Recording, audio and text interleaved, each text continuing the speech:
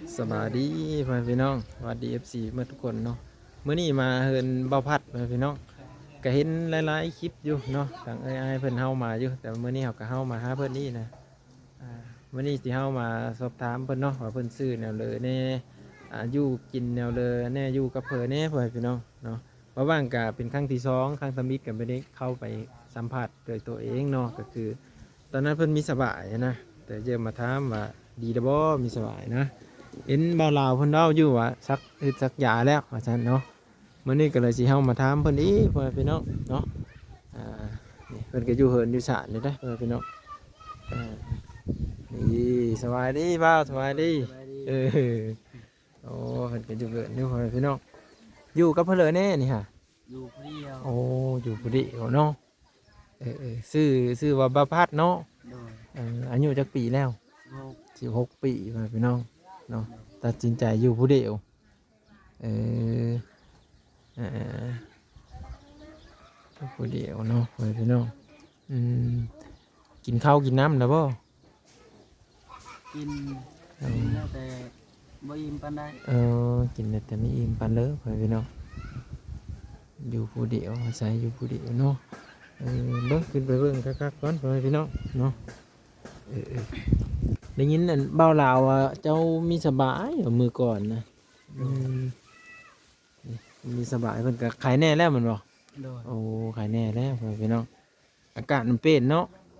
อากาศเปลี่ยนแปลงตลอดมันก็อ่าเป็นหวัดเป็นไอปกติไปพี่น้องเมื่อนี้เห็นอันไปอันนั้นบ่ไปโหนผืนของเขาบ่โดยโอ้เขาจ้างบ่เรือจะได้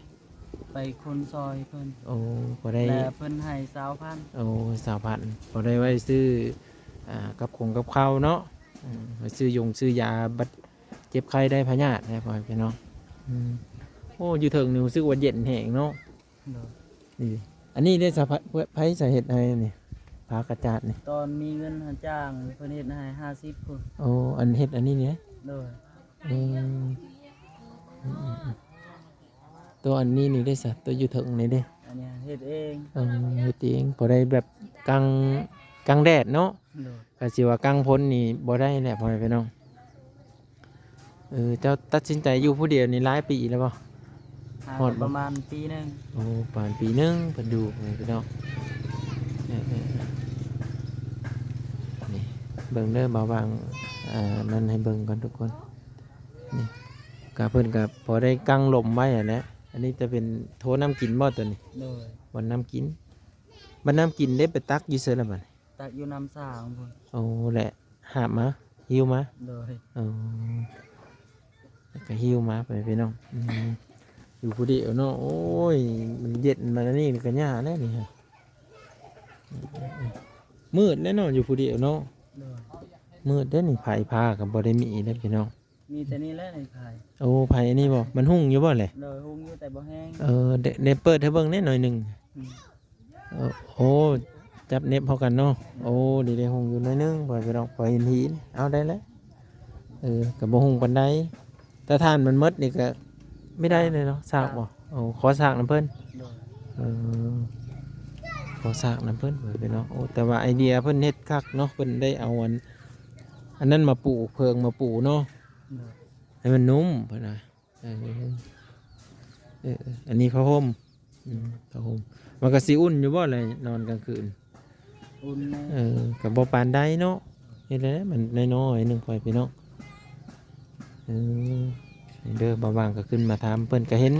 เขาบ่าวลาวเพิ่นก็ขึ้นมาหาดูอยู่เนาะโดยก็ดีใจอยู่พ่อแม่พี่น้องที่เพิ่นมาเยี่ยมยามอันบ่าวพัดพ่อแม่พี่น้องเอ้ยเนาะก็มี FC ก็อินดูเพิ่นเด้อพ่อแม่พี่น้องอินดูฮักแพงบ่าวพัดแน่เนาะบ่าวางก็เป็นครั้งที่หนึ่งก็ว่าได้แหละเนาะเพราะว่าได้ขึ้นมาสอบถามบ่าวพัดครั้งทำอิฐก็อยู่กะลุ่มเพิ่นเห็นมื้อนั้นจะเป็นไข้ก็เลยบ่ได้ขึ้นมา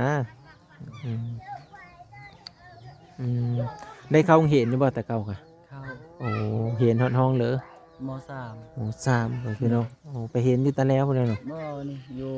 โอ้บ้านกะลางนี่โดยโอ้เพิ่นไปเห็นอยู่กะลางนี่พี่น้องใกล้ๆบัดอันพ่อแม่ได้ซะพ่อแม่บอกเออพ่อก็ตายแล้วโอ้แม่แม่ได้ซะไปเฮ็ดงานอยู่ไทยโ อ๋อ บ่เห็นเลย บ่เห็นเลย โดย ติดต่อก็บ่ได้ บ่ อ๋อประมาณจักปีแล้วที่ว่าติดต่อแม่บ่ได้นี่ หลาย ตั้งแต่ตอนเรียนยังติดต่อได้อยู่บ่ โดย อ๋อหลังจากนั้นก็ติดต่อบ่ได้เลย โดย อืมเดแต่ว่าตอนเพิ่นยังบ่ทันได้ขาดการติดต่อนี่ฮู้จักอยู่บ่ว่าเพิ่นอยู่แถวอันจังหวัดใดแถวอำเภอใด อยู่อุบลได้ยินเพิ่นว่า อ๋อได้ยินเพิ่นว่าอยู่อุบล โดย เออถ้าว่า FC เห็นแล้วแบบว่าเพิ่นอยากให้ไปหาหรือว่าตามหานี่ก็สิอันนั้นอยู่บ่เคยเว้าอยู่ในช่อง YouTube ของอ้ายเพิ่นอยู่บ่หรือว่าเพิ่นบ่ได้ถามบ่ บ่ อืมติดต่อพ่อแม่ติดต่อแม่บ่ได้พี่น้องแต่ว่าพ่อเพิ่นน่ะเสียแล้ว ถ้าเป็นไปได้นี่สมมุติว่าได้มีโอกาสไปไถนี่เนี่ยก็อยากตามหาอยู่บ่ โดย อ๋อ ตามทางอยู่ เพราะว่าเป็นแม่คนทำอิฐเลยก็ว่าได้ที่เราได้เกิดมานะพ่อพี่น้องถ้าเพิ่นยังมีชีวิตอยู่เนาะก็อยากเห็นเพิ่นแม่นบ่ โดย อ๋อก็อยากเห็นเพิ่นอยากอยู่ใกล้เพิ่นนั่นแหละบ่ว่าไผพ่อพี่น้องเนาะคันมีพ่อมีแม่ก็มีความอบอุ่นเกิดขึ้น โดย ถ้าบ่มีพ่อบ่มีแม่ก็คือว่าได้เนาะบ่มีความอบอุ่นพ่อพี่น้องเอ้ยแต่ก็บ่พัดสู้ต่อไปและเฮ็ดได้เนาะว่ามันเกิดบ่ได้เนาะแต่ว่าขอแต่เป็นคนดี โดย นั่นแหละบ้างก็เลยมาถามข่าวเพิ่นพ่อพี่น้องเอ้ยมาให้ FC ได้ฮู้จักเนาะเพราะว่าคลิปก่อนก็ได้ขึ้นมาก็เห็นแต่อ้ายเพิ่นเฮามาถ่ายบ้างบ่ได้เข้ามาอ่านเลยผ้าห่มผ้าปกก็พื้นเดียว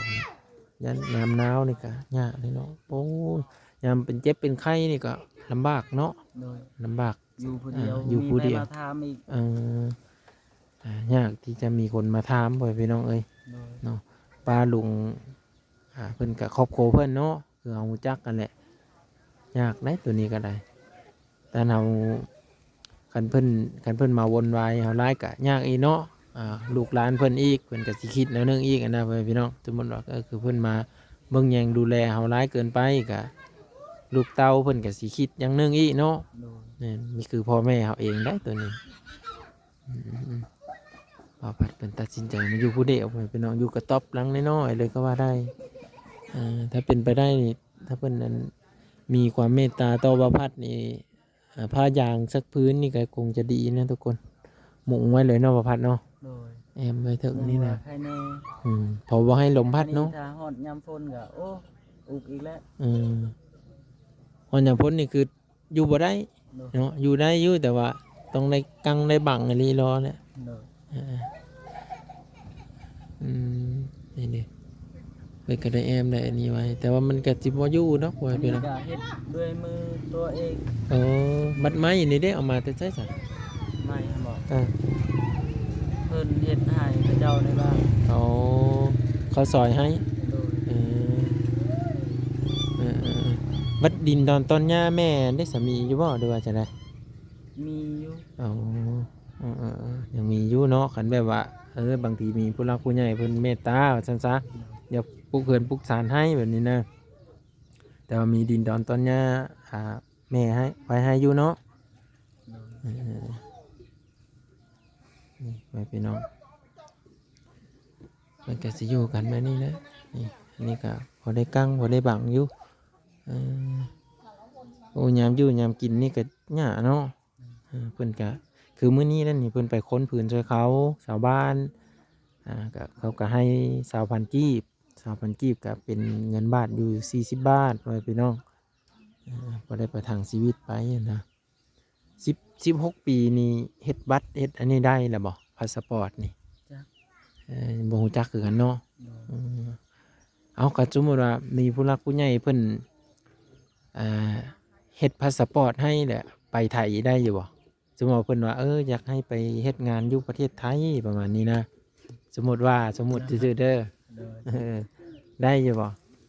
บ่กล้าไป กล้าไปย่านนี่เนาะ โดย ผู้เดียวไม่เคยไปไทยจักเทื่อบ่ บ่ ไม่เคยไปไทยจักเทื่อไปเนาะก็คือย่านนี่เนาะไปในเมืองแน่นะ ไม่จักหมู่สิเอาไปทางเลยเด้ อืม เออบ่าวผัดเพิ่นว่ามีกล้าไปเด้พ่อพี่น้องอืมแต่ว่าเว้าวันนี้ตั้งแต่เจ้าอายุหลายขึ้นน่าจะตัดสินใจไปได้เนาะ โดย ตอนนี้เพิ่นก็ยังเอ่อบ่ทันได้ตัดสินใจพ่อพี่น้องบ่ทันกล้าตัดสินใจว่าไปได้นะเออเนาะวันนี้กันว่ามีหมู่มีพวกก็บ่จักเลยเนาะ โดย ดีก็สามารถไปได้ก็บ่จักแล้ว โดยแต่แน่ถ้าจังซั่น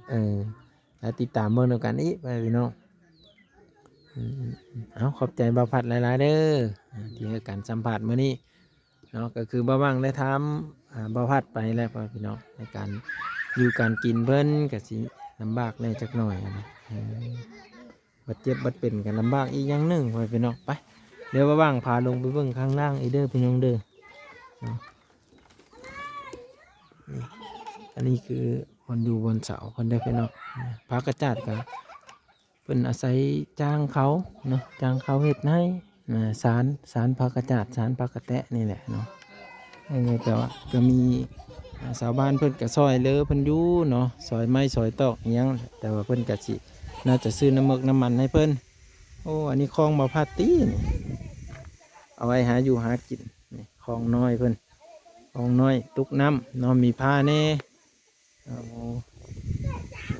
แบบนี้ทุกคนเลย ในเสาเหินเพิ่นเสาไม้แดงอย่างดีเด้อ